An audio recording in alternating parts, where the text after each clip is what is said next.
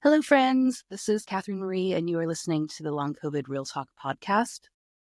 Today it is raining where I live, and I love the sound of the rain. It's been raining and raining and raining, and I live in California, and I definitely appreciate rain more having moved out here, especially with the fires in Southern California and everything. Anyway, I wanted to talk about how to go on a hike with long COVID. And you're probably thinking, Katherine Marie, are you insane? I cannot take a hike. And you're probably right. You probably cannot. Most of the time, I cannot either. But the main thing that I wanted to put into your head is just the idea that you are able to do things that you used to do, but just in a different way.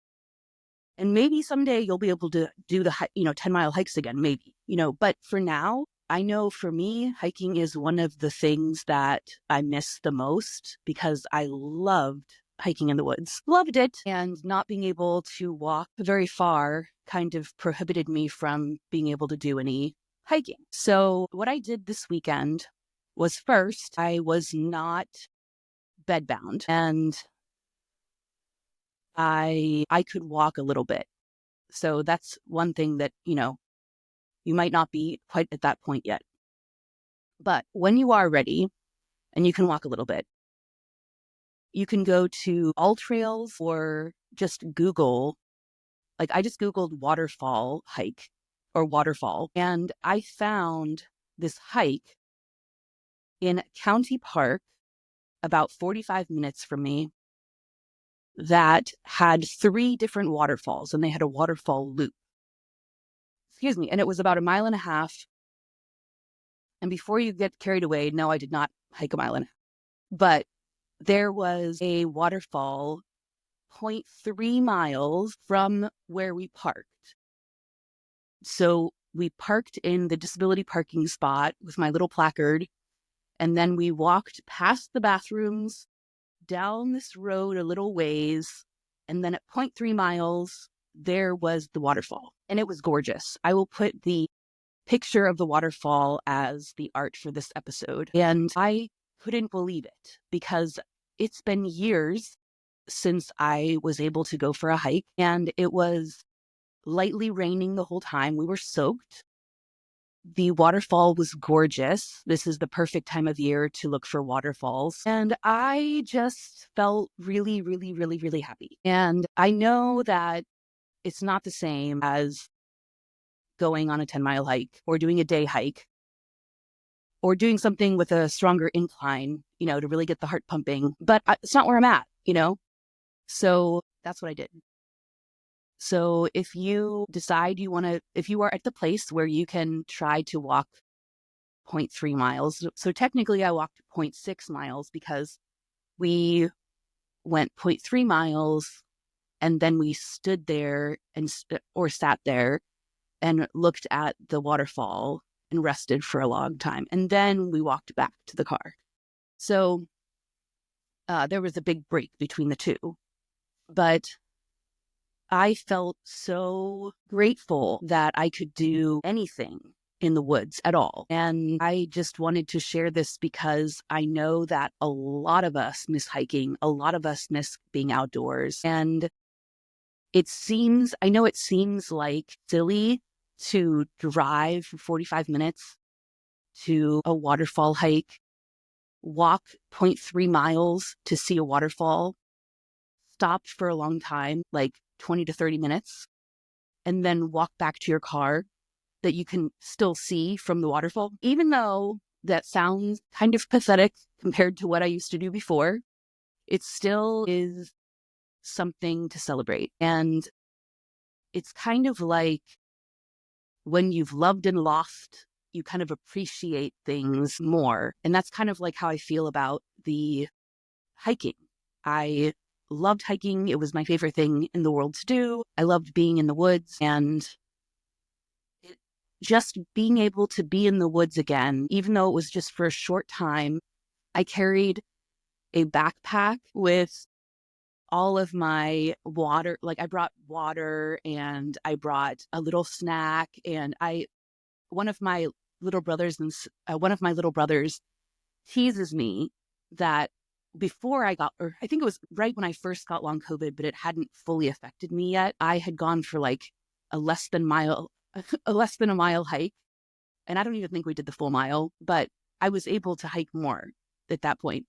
But he made fun of me for having a backpack. He was like, Katherine Marie, nobody carries a backpack for a 1 mile hike. And I was like, well, I do. He was like, well, he was like, he seems like only middle-aged white women carry backpacks. And I was like, Joe, I am a middle-aged white woman. Here I am, right? Anyway, so I did bring a backpack with me, a very light one. And it's the type of backpack that you can fold into itself and it turns into a little zipped up pouch, so it was really light. I brought the water. I really didn't need the water that much, but I was really glad that I had it. And we were soaking wet. I kind of wish I had brought some sort of waterproof covering, but I didn't. But our jackets dried really fast, so that was good. I encourage you to find a way to do what you love, just in a different way, like finding a little tiny hike that is not even off a paved road. It's like a little paved road to a waterfall or someplace where there's really no incline, and go there and just appreciate just being in nature and I was trying to just be happy that I was even there, because how many months, how many years has it been that I haven't really been able to do anything like that? Like not even a little walk, or like I can walk a little bit, but then I have a huge post-exertional malaise episode after. So I just slept the rest of the day when we came home, but it was great because I wasn't in bed for a week. This was 2 days ago. So I've been resting, but it's not like I'm completely out of commission for the entire week after I did a little walk. So I just wanted to share that because it gave me a lot of hope. And I was really happy to be there and to experience the waterfalls, because there's nothing that I love more than a hike with the waterfalls. I love them. So the two things that I think helped me a lot were the two medications that I'm now taking that I was not taking a few months ago. I went to see a cardiologist for POTS or dysautonomia. I was referred by my primary care doctor, and I was referred because my blood pressure was normal if I laid down, but then when I sat up, it got really high, and then when I stood up, it got really high, and my heart rate was normal when I laid down, went up when I sat, and then went way up when I stood up. So he sent me to see the cardiologist, like I said, and the cardiologist put me on, what is the medication? On nifedipine. He started me at 30 milligrams and once a day. And then when I went back to see him, he increased it to 60 milligrams twice a day, which is kind of a hefty dose of nifedipine. But it really, really helped my blood pressures to stay normal. Like now when I lay down, it's the same as when I'm standing, or at least if the difference is not so great.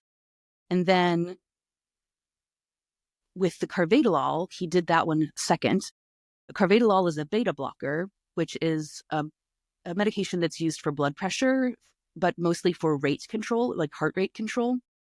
And as you know, if you stand up, your heart rate jacks up to 120 or 130, or even I remember sitting at the table, like right here, and eating a bowl of cereal, and my heart rate was 120.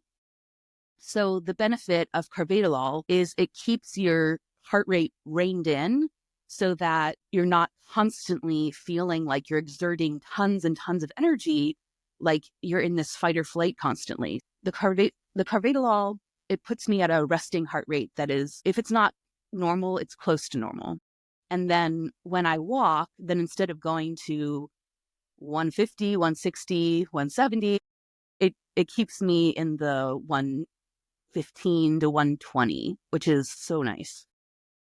So if you have not seen a cardiologist for dysautonomia or POTS and you have some of these symptoms, then just talk to your primary care doctor to see if you would benefit from a referral to cardiology.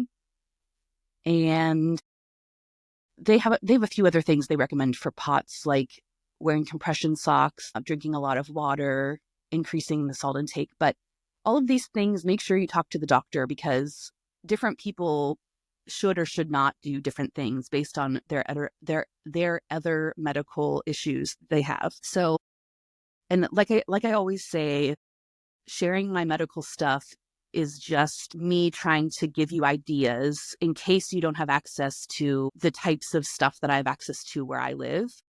The, long COVID clinic, the chronic fatigue clinic, a PCP that believes that long COVID exists, and a referral system where I can see specialists like infectious disease or cardiology or whatever. And each time I've seen a specialist, almost every time it's frustrating to be in the appointment, because there are so many little nuances that you feel gaslit.